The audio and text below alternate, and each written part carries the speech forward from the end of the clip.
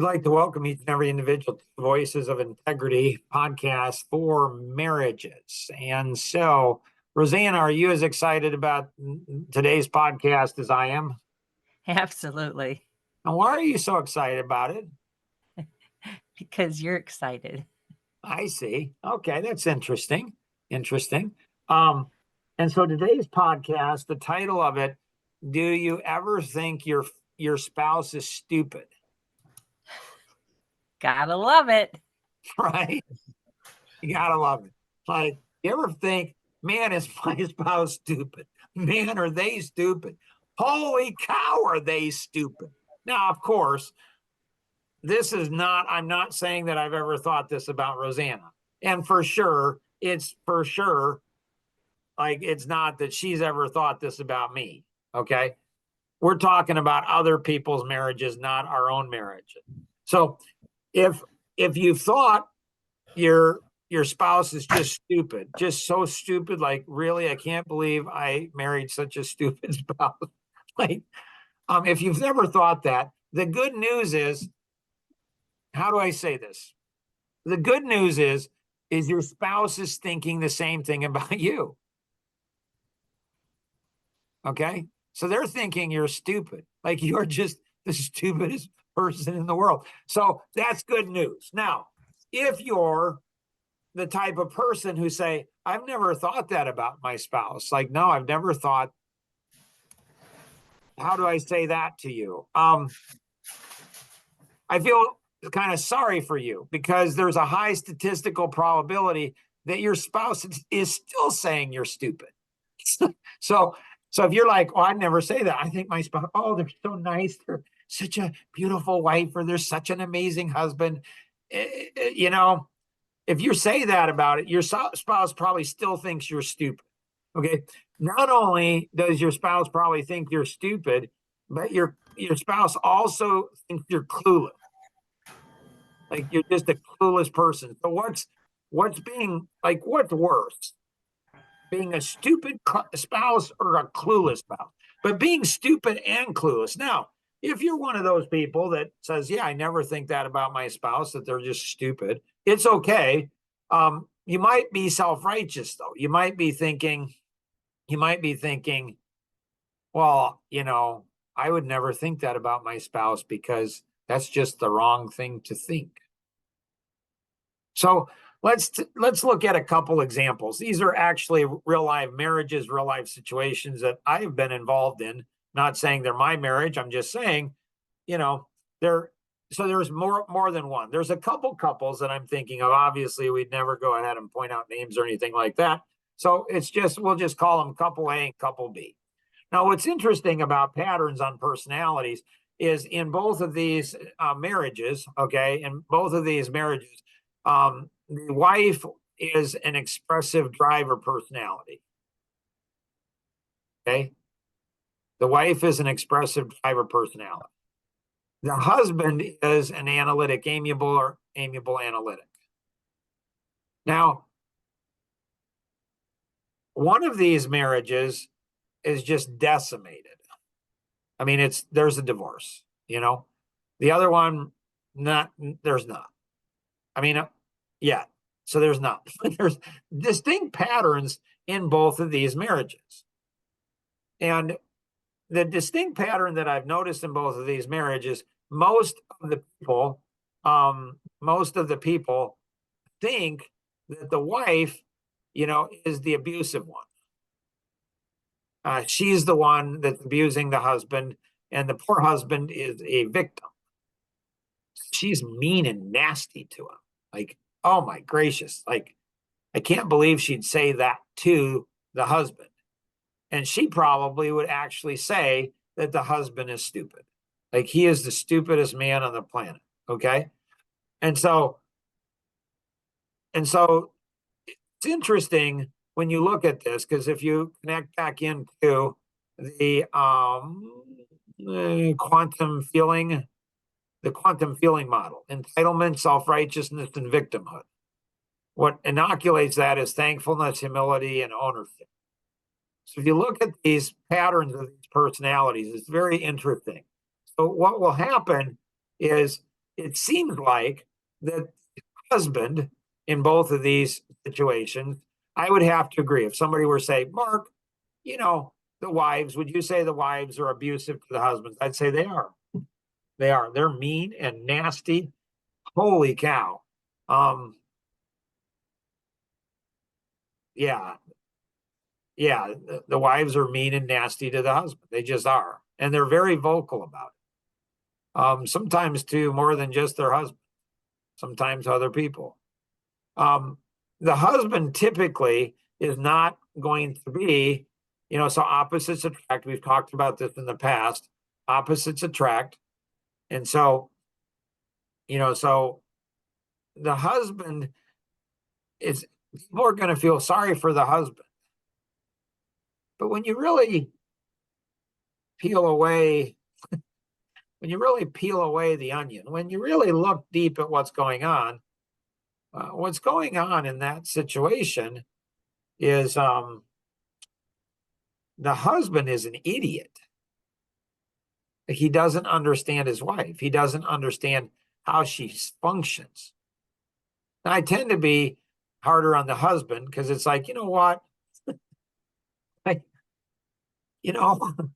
but I'm pretty hard on the wife. If I know the wife personally, it's like, you're both idiots.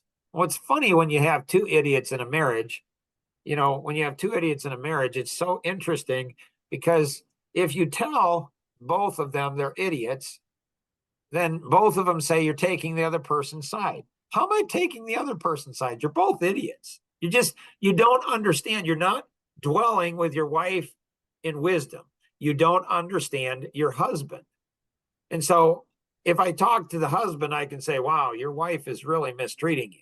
And it's true. If I talk to the wife, the husband's really an idiot. He's just clueless. He's not paying attention.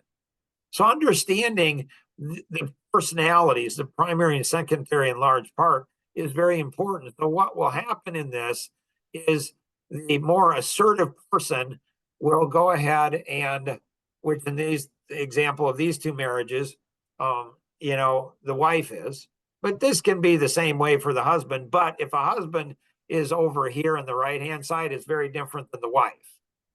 And so when a wife is over here, what she will do is kind of control everything just through brute force. I mean, just absolute brute force. When you have an expressive driver, let's say wife in this situation, she is a powerful woman. She is aggressive with people and aggressive with tasks. And I'm telling you, if she feels that things are out of control, it's just scorched earth. It is not a good place to be. The husband, on the other hand, he's equally powerful, but in a very different way. So he's equally powerful, but in a different way. And so what will happen is he fights very different than she fights. And typically, the amiable and analytic and public opinion will win. But does that, in this case, the husband really win? And so what happens is the wife in this situation, she will force things onto the husband, and the husband, he doesn't feel he has the strength to stand up against her. So what he does is he goes underneath. It's like we live right on the river and it's, frozen over. So it doesn't look like the water's running, but the water is running. It's running underneath the ice. And this is what the amiable and the analytic. My dad was an amiable analytic. My mom was a driver, amiable personality. And so you think that the driver expressive is more powerful there, but it's different power. And the amiable and the analytic, they will become locked and they will become passive aggressive. And so they won't confront when they should, and then they'll confront when they shouldn't. And when they confront, they confront improperly. It's like a volcano, they blow up. So you have two people blowing up. And so this goes to this goes to another podcast that we'll probably do, and that is healing. So how do you heal at a heart level? So my daughter Ginger Ann, she taught me this, and she's on, so hopefully she can participate with me. Ginger Ann, are you able to participate or not today? So she might not be able to participate. She might have a bunch of little kiddos in the background. But I can tell this story. And so Ginger Ann is an amiable analytic. She can go into driver, but she doesn't like to. She can go into the expressive. She actually enjoys that. But somebody's got to do all these other things. And so she's an analytic, amiable analytic. I would say that for the most part, she was a fairly obedient child, and she followed the system we had and honored, you know, us as husband and wife and her parents for the most part. She was definitely not a perfect child without question. But for the most part, I would say that she did. And I remember once, I think she was maybe 15 or 16, and she went ahead and said, "Hey, Dad, um, I've got something I want to talk to you about." With you're a dad of 7 kids, and you got a business, and there's a lot of stuff, a lot of pressure, a lot of stuff going on. And she asked me very nicely, "Can we talk before the end of the day?" I was heading up to bed, um, and she was on the couch, and I was walking by, and she said, "Dad, can we talk?" And I said, "Honey, is it okay if we do it tomorrow?" And she said, "It's fine, Dad. Yeah." And I went to bed. I woke up the next morning, and I knew that I had messed up as a dad. A little while later, we went in for couples counseling, marriage or family counseling, and we talked to the psychologist who had 3 doctorate degrees. And when I told him this story, he says, "You're being too hard on yourself, Mark." I said, "No, you don't know my daughter. You don't understand her heart." And so I went ahead and went to her the next day and said, "Honey, I am so sorry, babe. Like, Dad just messed up. Like, I just messed up." And we talked. What's weird is I don't even know what we talked about. So I apologized to her, and we talked because I knew I'd messed up. And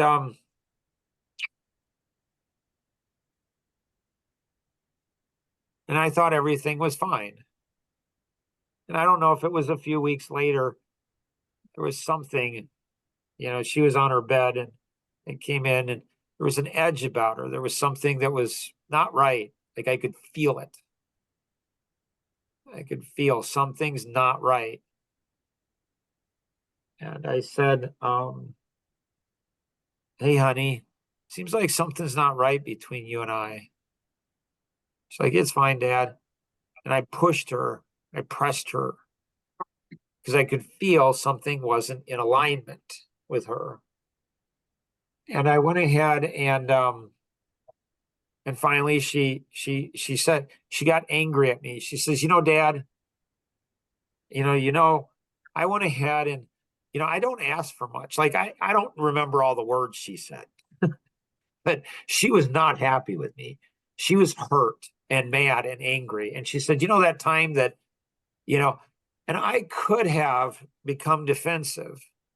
I could have said, "Well, honey, I apologized. I apologized the next day. I mean, what do you want from me? I got a lot of stuff going on," but I didn't do that. I hurt her heart, and I was broken as a dad because I messed up. I caught it. Nobody had to tell me. I caught it. And I said, "Honey," and tears started flowing down. I said, "Honey, I am so sorry. You are right. Like, I just messed up, babe.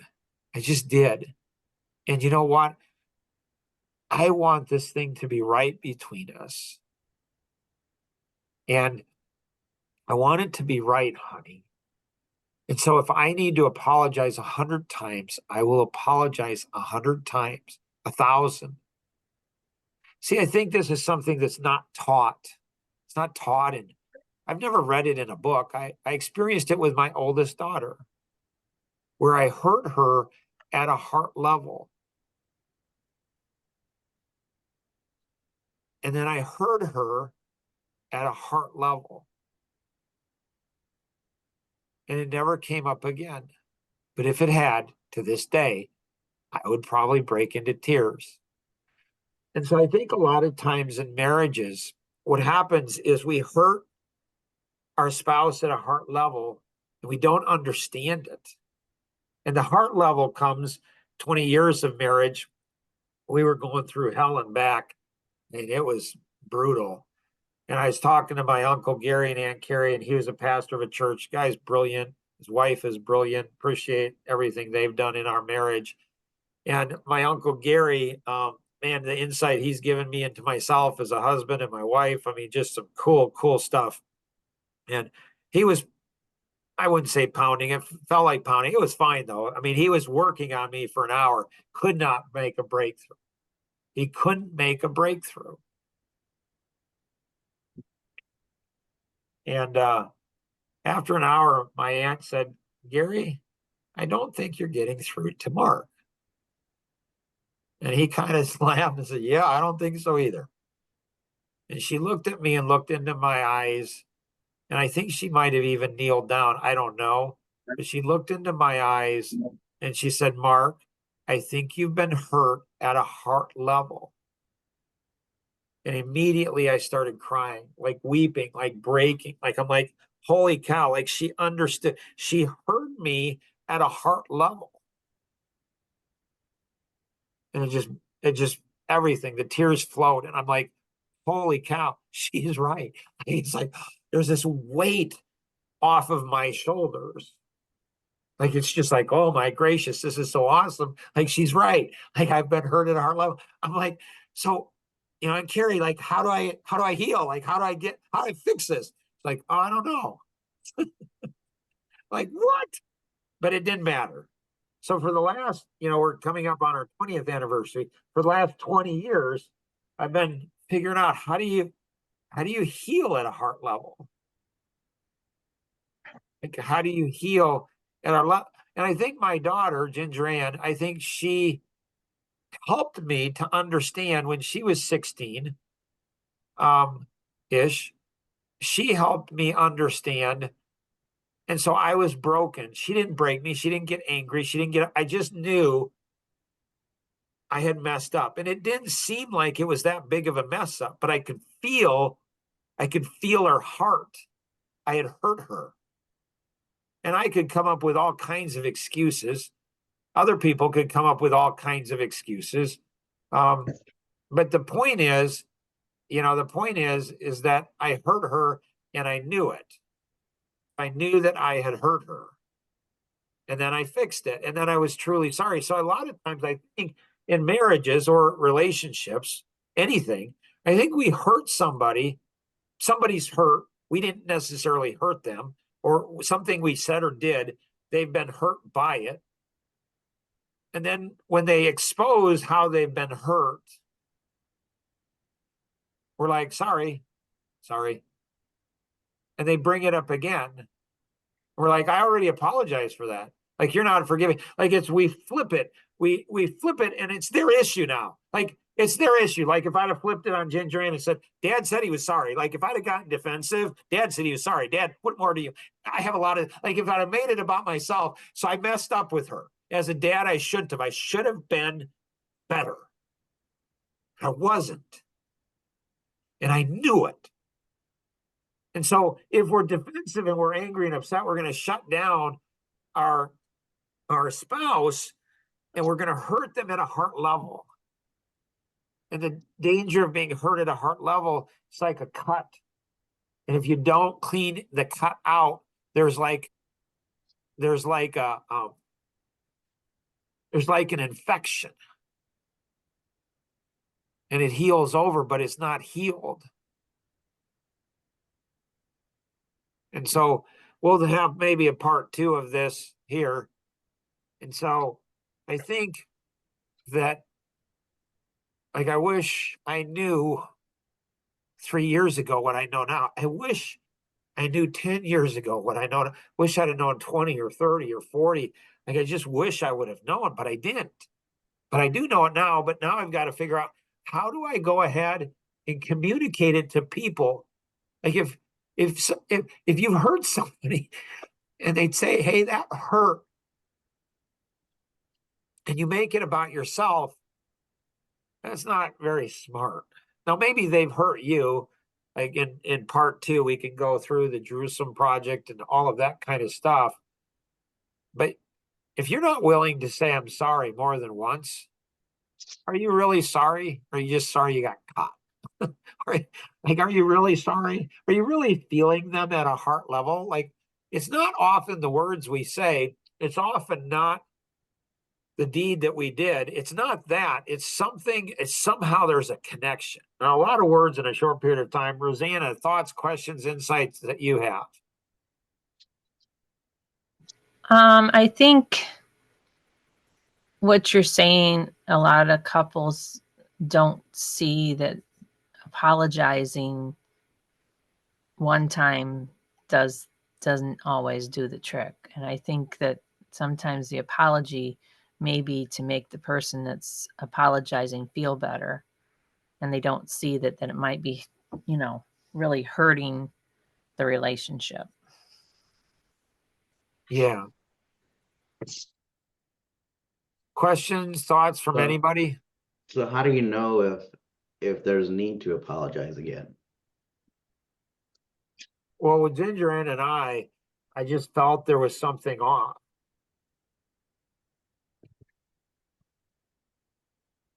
Like, I just felt it. I could feel something's not right. Like, it's off. It's like it's not right.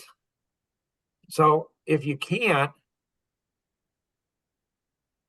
like, I think, like, I was raised in a very conservative Christian, family. So when somebody apologizes to you, you're supposed to forgive them. Mm-hmm. So you're just like, okay. But if you're still hurting, like, if you're a recipient of it, if it still hurts, if there's still anger or bitterness or something, it's like if you listen to previous podcasts, like, we went into our marriage in a really rough situation with Rosanna, where she was sexually abused during engagement from her dad. And she worked so hard those first few years, um, where I was hurt, and she just, like, I'm hurt. And when I was hurt, she'd be like, she would she wouldn't get angry or mad. Like, it wasn't my fault. She didn't flip it on me where, you're supposed to forgive, or you're supposed to have this, or like she could feel my heart. I don't think her dad ever did. I don't think her mom ever did. I don't think her mom and dad ever felt how much I was hurt. And so if you go ahead, if you like, and I think men often maybe cover up it more. Like, I think men, like, we're taught as a society, women have feelings men don't. Women are sensitive and compassionate, and men don't. They don't have. I think men may actually have more feelings than women do. But you're taught as a man, you don't, you know, you just go on. And so are most men, women will love this, are most men just walking wounded. A wife is like, holy cow, makes all the sense in the world. Like, my husband's he's a walking wounded. Like, it's like, because he never dealt with stuff with his mom or dad. He never dealt with stuff with his siblings. And now the wife gets to go ahead and have a husband who's all broken. And he's never learned how to deal with, being hurt at a heart level. So it's like he just doesn't feel any pains. He's got all these scars, and then his wife hurts him and his kids hurt him just immensely. And he doesn't, like, he just takes it, but he's not, but it's weird. Great question though, Kenny. Other thoughts or questions?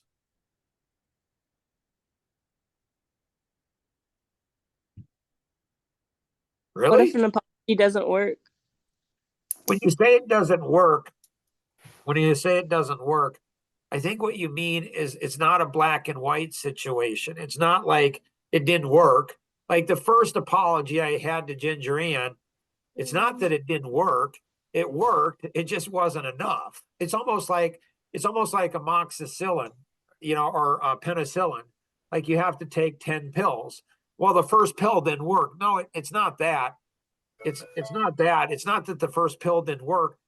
The first pill did something, but you don't notice it. The second pill did something more, uh, and you didn't notice it. 5 pills, all of a sudden you feel better, but the infection's not finish off. You got to do 10.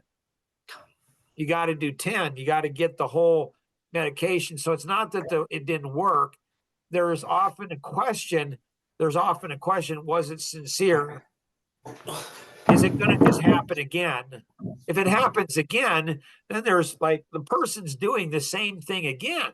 Like when you say you're sorry, does that mean that you're really sorry and you're not going to do it again? Or you just, like Rosanna said, you're not actually apologizing for because you think you hurt somebody. You're actually apologizing to make yourself feel better. Well, that's not going to work. So I think, and this is where it gets tough and really messy in a marriage.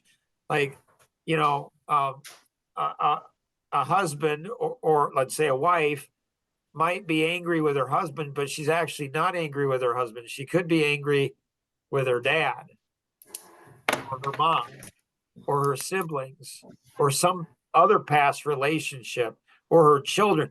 She's taking it out on her husband, and she's not even mad at him. She's mad at somebody else, and he just gets it. I'm not saying that's always the case. I'm just saying that it's complicated. It's not a black and white situation. And so if a husband can hear or a wife can hear, they're not healed. So, am I really sorry? Like, I'm not going to have it happen again. Sorry. Or is it just kind of a surface sorry? So Go ahead. if you're the one apologizing and you know you're not really sorry, I won't ever but do that. there is an issue you have to fix. How do you go about to fix it? Personally, I don't apologize unless I know where I'm wrong, because I think it's lying. I think it's just morally wrong to say you're sorry if you don't see where you're wrong. You're just making the other person feel good. You're trying to make the other person. So in addition to hurting them, then what you're doing is lying on top of it. I mean, and so I think, so I personally, I would not recommend that, I would not recommend you apologizing unless you're clear on what you're apologizing for and that you have a plan of action not to do it again. But I'm not sure that was your question, Luke. Okay. So if you don't have that option because you're not really sorry, what do you do then to fix the problem? And it's like, you you hope you have a good relationship and say, huh. So like, is now a good time to dig into this, or is there a better time? So we were always taught growing up that you never go, to bed angry with one another. We have gone to bed many, many times angry. I'm not saying that you should do that. The ideal is don't go to bed angry. But there are some times where it is so, it's so gone at the end of the day that it's like, if I can just get enough sleep, if I can get a good night's sleep, which I do, if I can get a good night's sleep, then I have energy and I'm thinking more clearly and I can better discern things in the morning. And so, I'll go to bed. It's easier for me to do that than Rosanna. I will go to bed and man, we're mad and angry. In the morning, I'm like, okay, I have clarity. I have better clarity. I'm not going to attack her. I may be able to take some attacks. Like I can take, what is she really saying? And so you want to get down to what's the real issue? Like, why is this person thinking, that you hurt them? Like, what did you do? See, a lot of times people who think they've been hurt, like people who think they're sensitive, often are. They're very sensitive. They're only sensitive to their own feelings, and they use their feelings as a weapon. They use their feelings as a weapon to weaponize their feelings. And so I'm feeling this. You made me mad. You hurt my feelings. Okay. And so a lot of times the person who seems hurt may not actually be hurt nearly as much as the person who doesn't seem hurt. So again, male gender, male female stereotypes. The woman's very emotional, very upset. She may seem like she's hurt, and the husband may seem like he doesn't care, but the husband actually may be more hurt than the wife is. He's not demonstrating it. He's not communicating it. So these podcasts went over, we're definitely going to do a part 2 to this. And so, definitely register for this, the mobile app and for this group, because then you get assigned a mentor for the group, and you get to start doing community and knowing people. And, it's like, okay, how do I handle this? This isn't just for married couples. Like if you're thinking of getting married ever in your life, go through this, because I wish Roseanne and I had this, because it would have made our marriage so much easier. If you have any questions on anything that was covered today, feel free to connect with the individual who invited you to participate, or you can call toll free 888-230-2300 outside the US 630-393-9909. And always remember, we can accomplish so much more together than we ever could on our own. Have an amazing day. Bye-bye.